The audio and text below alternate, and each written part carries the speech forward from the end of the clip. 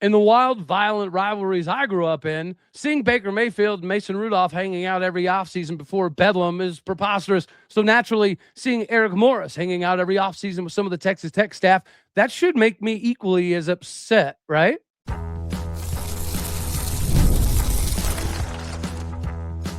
You are Locked On Oklahoma State, your daily podcast on the Oklahoma State Cowboys, part of the Locked On Podcast Network, your team every day. How are we feeling, our Big 12 and Red Raider brethren? Shout out to the regulators. Welcome back to Locked On Oklahoma State, your top stop for all things Cowboy and Cowgirl related. My name is Cody Stovall. I want to thank you kindly for stopping by to make this your first listen. We're available on all of your podcasting platforms, visually as well on YouTube. Find me personally on X at Aldeo State. Today, we're partially brought to you by FanDuel. Use your profit boost on an NBA future and get entered for your chance to win a trip to the NBA Finals. Play your game today with FanDuel, the official sports betting partner of the NBA.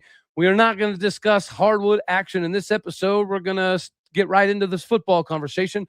And we've all seen likely the interviews that Eric Morris has done, whether it be with 365 Sports or our own Oklahoma Sports.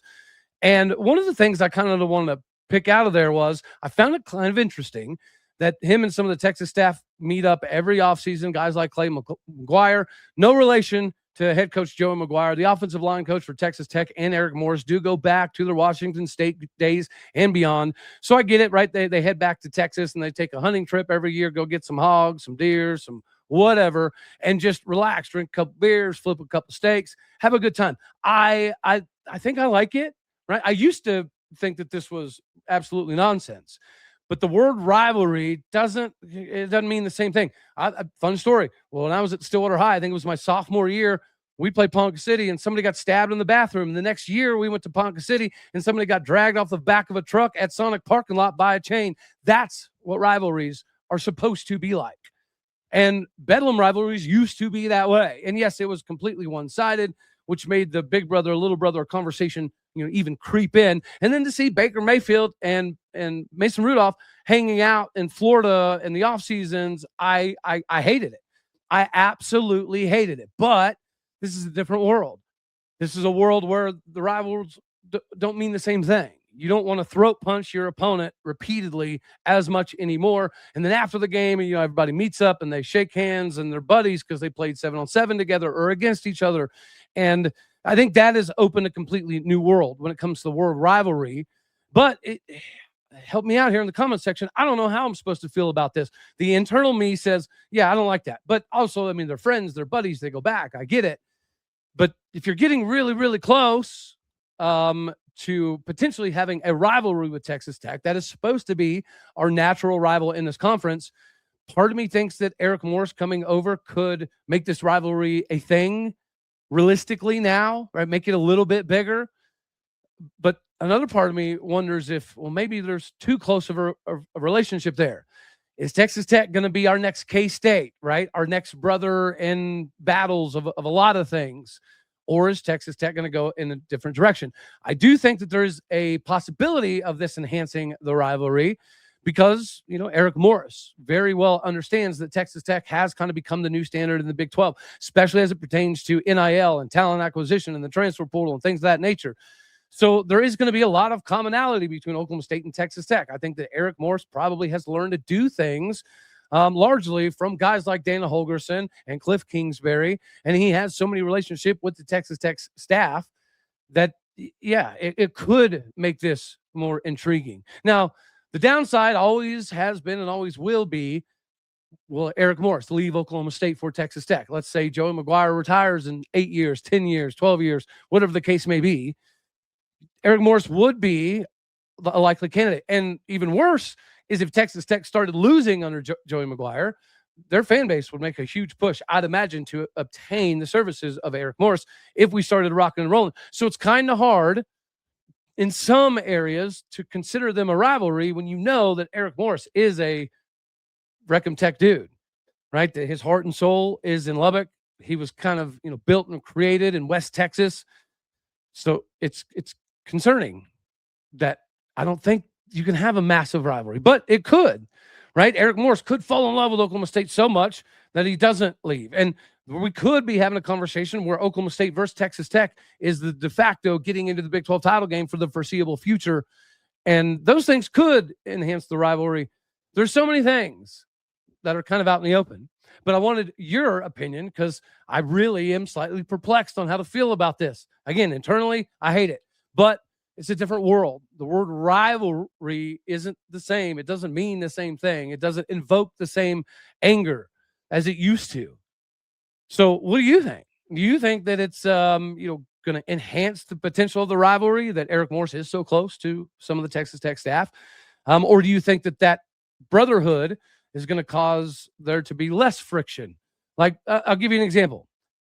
Let's say that Oklahoma State, Texas Tech are playing, and let's say Texas Tech loses their starting quarterback, their starting running back, their starting their best wide receiver, all in the first 10 plays of the game. And Oklahoma State gets a sizable lead on Texas Tech.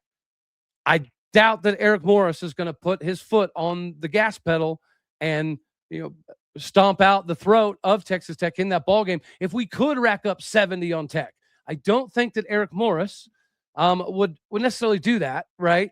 And that's something that could potentially spark a rivalry. Like if Mike Gundy run up the board on Texas Tech, that enhances the frustration, the anger that Texas Tech has with Oklahoma State. And as Eric Morris said, there's not a lot of winning at Texas Tech coming to Oklahoma State, especially in the last 20 years. It's been a little bit different recently. But I just question if this is supposed to be our next big rival, if we're operating kind of the same, we have some of the same philosophies, our NIL capabilities have increased somewhat like what they're doing at Tech. I don't know how I feel. I mean, I think it's great for Eric Morris. I think it's great for Clay McGuire. You have to have those buddies. You have to have those long-standing relationships. I just kind of want a reason to hate Tech. I'm going to be honest with you. We do not have a rival in this conference.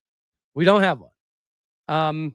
Utah has probably stirred the most crap for no reason, but they're only competitive in football, right? So I think a rivalry has to launch into other sports as well. And then Oklahoma State, Texas Tech on the hardwood has a lot of potential to develop into something. Oklahoma State, Texas Tech rivalry in baseball, that is a real thing. Like, yeah, that's a real deal that goes back, a little bit of ways, at least during Josh Holliday's tenure at Texas Tech. Some of the best games I've ever witnessed have been Oklahoma State versus Texas Tech. The Josh Young days, the Rock Reggio days, that was crazy to watch Oklahoma State Tech. And we were always top 10, top 15 teams in that time frame as well. So I want Tech to kind of be a rival. I just I wonder. I wonder if they're too close. But of course, Eric Morris is here to win, right? I'm not sitting here saying that Eric Morris is not going to try to beat Tech at every single turn.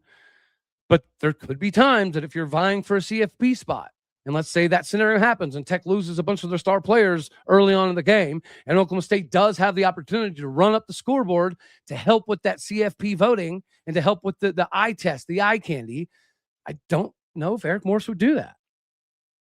And that is how you determine, in my opinion, to some degree, what a rival is. Because I think that Eric Morris dang sure would do that to Utah. Right? I firmly believe that if Eric Morris had the opportunity to run up 75 on Utah, he would do it. But I don't think he would do that for Tech. Maybe I'm crazy. Maybe I'm wrong. And please, if I am, let me know down in the comment section.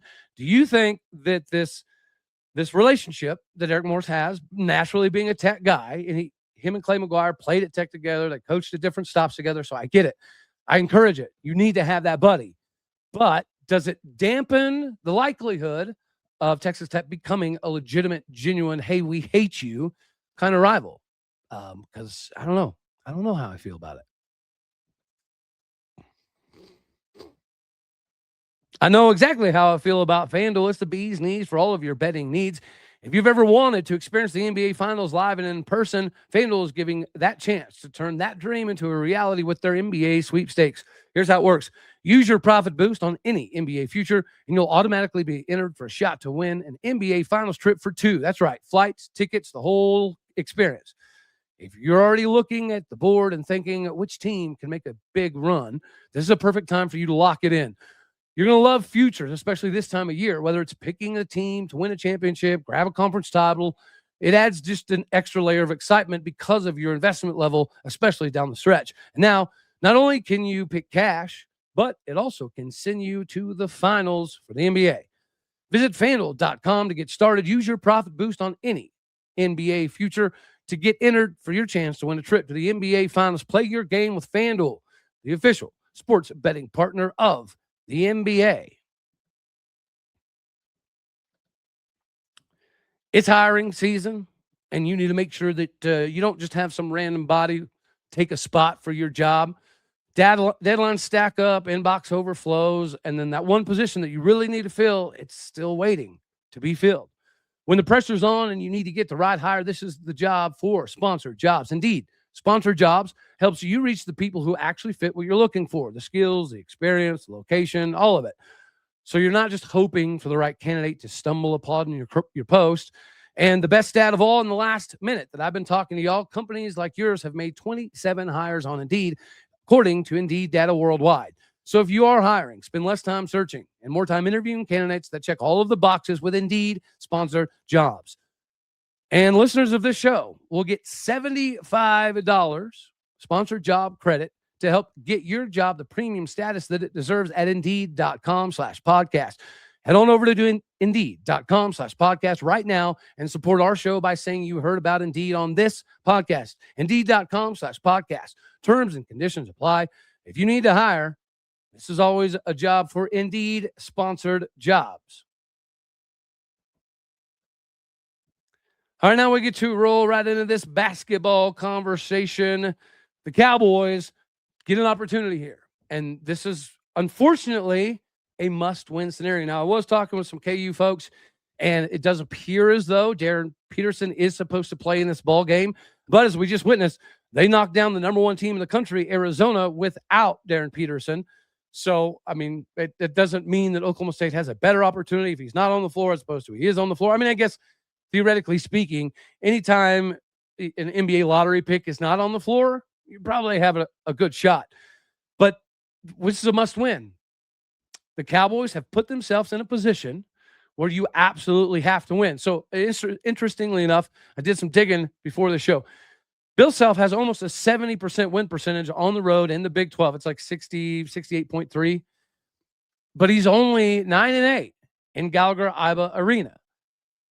He does have some struggle. Now, they have won 3 in a row, right? But historically speaking, even some of Bill Self's best teams, some of those national title teams, those Final Four teams that walked into the Stillwater with like one loss, ranked number 1, number 2, number 3 in the country, and we have upset them a decent number of times. I tell you, one of my funnest experiences when I was a superintendent in the oil field, I took a couple potential clients to Oklahoma State, Kansas basketball game, and they were number 3 in the country. We had Markel Brown, Marcus Smart, Michael Cobbins, LeBron Nash, and massive upset.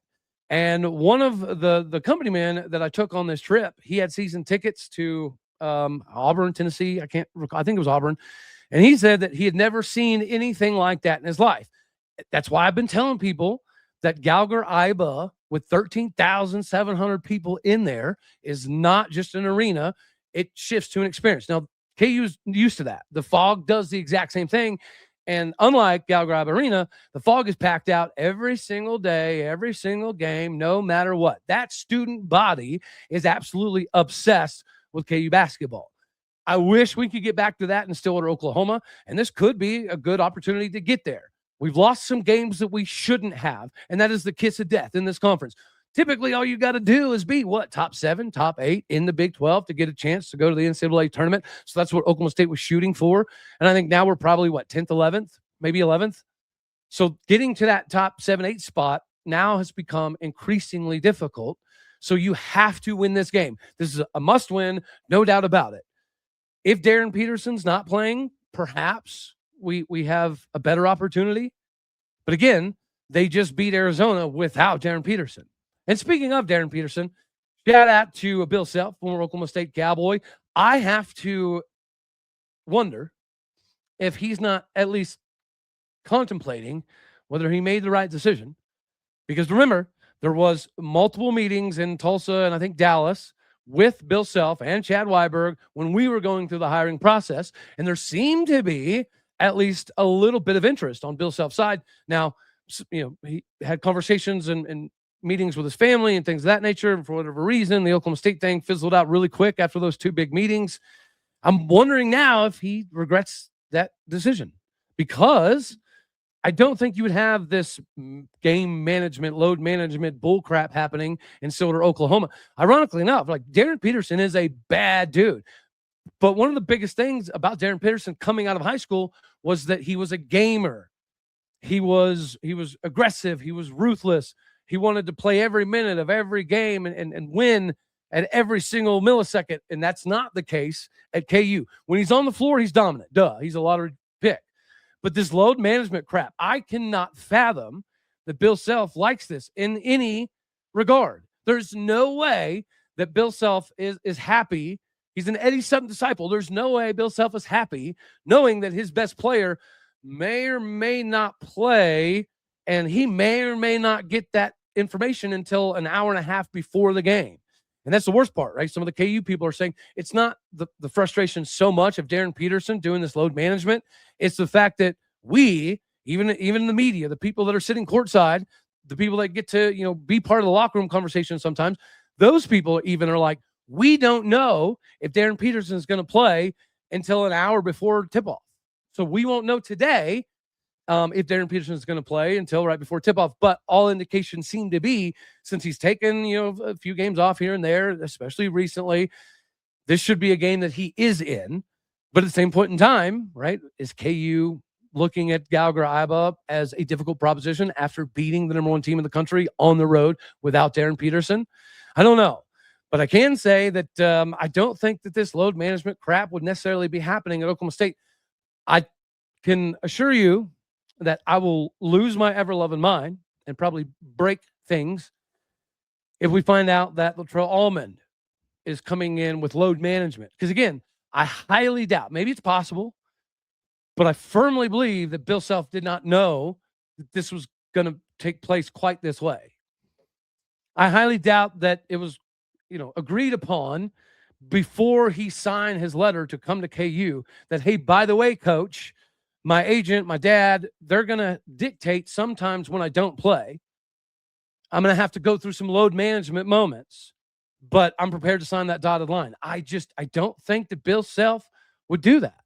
I would assume that Bill Self knew he had a lottery pick. He knew that it was going to be a little bit more difficult than typical negotiating things with the agent or the dad or whoever. But I can't fathom that an Eddie Sutton disciple would willingly say, yes, if you sign to come to KU, we'll allow you to skip games. I don't see it. So if this is going to become the new normal at KU, I would imagine Bill Self's days are numbered. Maybe I'm completely wrong. Maybe Bill Self loves this idea of having his best player just skip games occasionally and not have a ton of knowledge about why the games are being skipped. Again, this is an NBA G League kind of move, and we've got G League players playing in NCAA basketball, so I guess this makes sense in a bizarro ass backwards world. I hope and pray that when Steve Lutz gets this thing turned back around, that this is never a conversation that we have to have of when is our star player not going to play.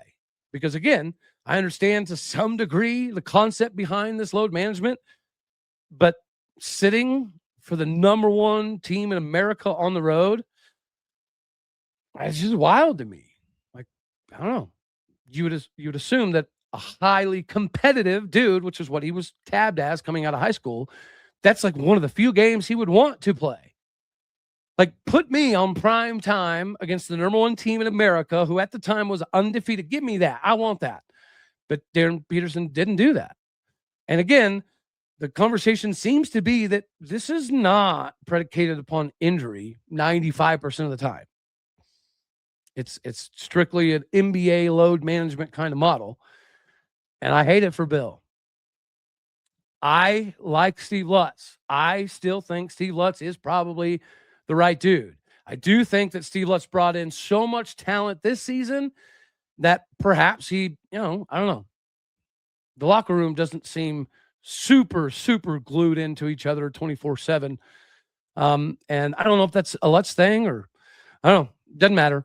We'll find out if Oklahoma State can shock the world and put ourselves back into that NCAA tournament conversation with the biggest win of the year for sure, which would be inside Gallagher-Iba, which would put Bill Self's record at 9-9 in GIA. He can win almost 70% at every other school in the Big 12 on the road, but coming to Gallagher-Iba has always been a little bit tricky for Bill Self for whatever reason. I'm not saying that it makes sense. I'm just saying statistically, he struggles in Gallagher-Iba compared to every other school in the Big 12. So there's that.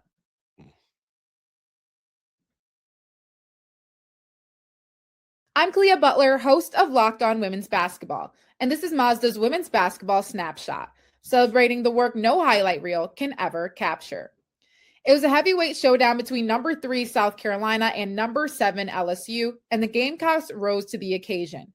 South Carolina secured a hard-fought 79-72 victory to stay atop the SEC standings, using a balanced offensive attack to outlast the Tigers. Tessa Johnson led the way with 21 points, while Raven Johnson added 19. Medina Okot dominated the paint with a double-double, finishing with 12 points and 17 rebounds, while Joyce Edwards chipped in 10 points to round out the scoring. With the statement win, the Gamecocks now turn their attention to a road matchup at number 23 Alabama on Thursday. These moments are earned off the clock, those long before the lights ever come on.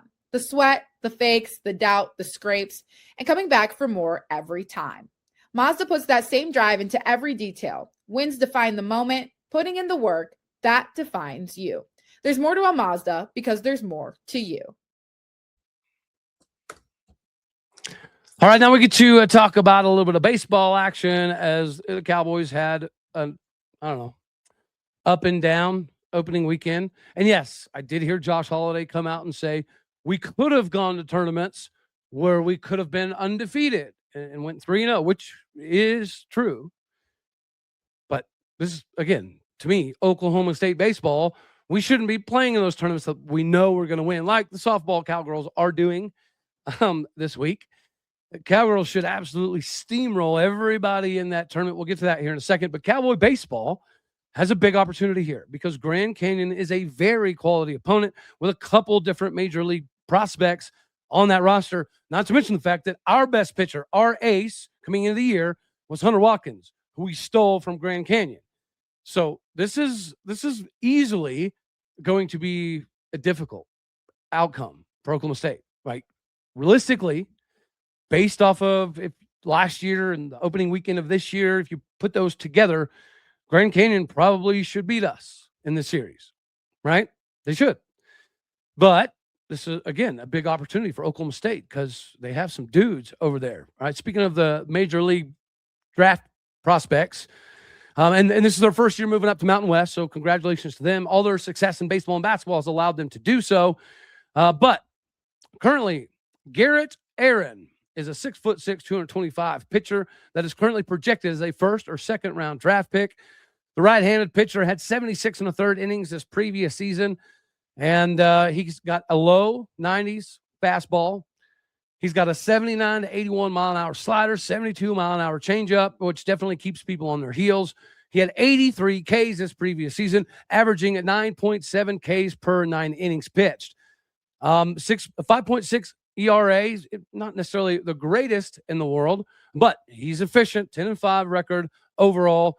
He's got 71 earned runs that he's given up, only 13 homers, though, which is concerning if you're a Cowboy. He's only given up 38 walks, so he's pretty efficient. I would say he's much like Mario Pesca. He just has more things in his arsenal to work with than Mario Pesca, but very comparable, I would say. Another major league draft prospect that they have on the bump is 6'6", 220-pound left-hand pitcher Chase Fry, who transferred in from Southern Nevada, was a JUCO All-American. He had 16 starts last year with an 8-2 record. He had a 4.2 ERA, 89 to 92 mile an hour fastball, low 80s to high 70s secondary stuff. Opponents hit 2 of 49 off of Chase Fry, 78 Ks and only 25 walks. summer ball, he struck out another 61 batters, and he's averaging 11.7 strikeouts per 9 innings. So those two dudes, I would imagine, are who Grand Canyon's going to ride into this ordeal. And that's two guys that are Vanderbilt, Arkansas, Ole Miss, OU level of pitchers. So it's gonna be interesting. It's gonna be, and they don't walk a lot. Both of these dudes do not walk a lot of dudes. They're pretty efficient. They get a lot of Ks. They'll occasionally put balls in play.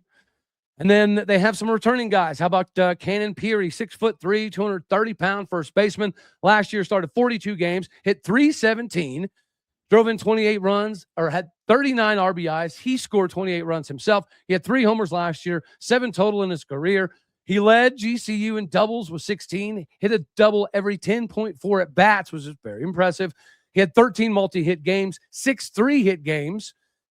So that big body beast at first base for GCU is going to be a problem for the Cowboys. They have another returning guy. How about Troy Sanders, 6 foot, 190-pound second baseman that can play shortstop, has played a little bit of shortstop as well for GCU. Scored 32 runs himself last year. He did pop one over the fence. Had a .289 batting average, .323 on base percentage, 52 hits, 20 RBIs, and only 8 walks with only 29 Ks. So batting average isn't the greatest. On-base percentage is pretty decent. And he doesn't draw a lot of walks, right? So it's a lot of pitch to contact. It's a lot of getting your pitch count up and making things very difficult for you. And then they have a few transfers. Tarleton State transfer catcher Mito Perez, 5'10", 190, has made 88 career starts. He has 93 career hits. Last year alone, he hit .306 with 52 hits, 36 RBIs, 3 bombs, and he had a .983 defensive fielding percentage. So that is a very good addition for them. How about Vince Benkiaka, China, whatever. I murdered that. He's a transfer from Northwestern who's a journeyman. It's his 6th year playing college baseball. He's a utility guy. He's played second base, third base, center field. I don't know exactly what he's going to play at GCU, but he's a career .252 hitter, .343 on base percentage, 122 RBIs, 245 hits, and 150 runs that he has scored himself. They also have Griffin Cameron, an outfielder coming in from Kentucky. Last year as a sophomore for Kentucky, he made 20 starts, hit .232, 19 hits, 16 runs, scored personally, 13 RBIs, and just 82 ABs. He had multi-hit games and multiple RBI games against teams like Auburn, Tennessee, and Ole Miss. He also started 9 games in 2024 as a true freshman, hitting .190 with a handful of RBIs mixed in there as well. That is SEC competition, and he started as an SEC school as a freshman. That's probably somebody to pay attention to. And then he went from a 190 to 252, 343 on base percentage. That's a little bit of a problem, or it could be a little bit of a problem for the Cowboys. Speaking of the Cowgirls, yes, I mentioned they have a tournament that they're going to in Texas that they should absolutely steamroll everybody. The River State Classic Tournament, where they open up against UMKC. They'll play Kansas City before they take on Texas State. Then they play Brown University, followed by Colorado State. UMKC is 4-4 overall. Texas State's 5-4. Brown is dead even. Colorado State's 4-6. So you got a losing record, dead even record. So there's only one team we're going to play with a winning record. I'm just going to be frank here. I don't know why we're in this tournament. Now, it's going to be good for the Cowgirls, given, they battled some crazy battles. They had some crazy wins, and they also had a couple uncharacteristic losses. So we probably need this. This is a good reset moment for us to see some younger pitching, potentially, to see some other players get in on the action. But the Cowgirls should absolutely steamroll through this tournament and put themselves in a good position to have a better understanding of what we can do. And Rosie Davis caught fire recently, so we don't need her to do that in this game, per se. Anywho, that's all we're going to have for this one right here. As always, I love you. God bless. Go Pokes. Thank you for tuning in to make this your first listen here on Locked On Oklahoma State. You could be anywhere, so happy you choose to be here. Do me a favor, hit the like button. Dislike if you didn't, that's okay too. More importantly, share, comment, and subscribe my podcast. And people out there, you know what to do. Hit the stars. Leave some reviews. Alrighty, y'all. Later, taters.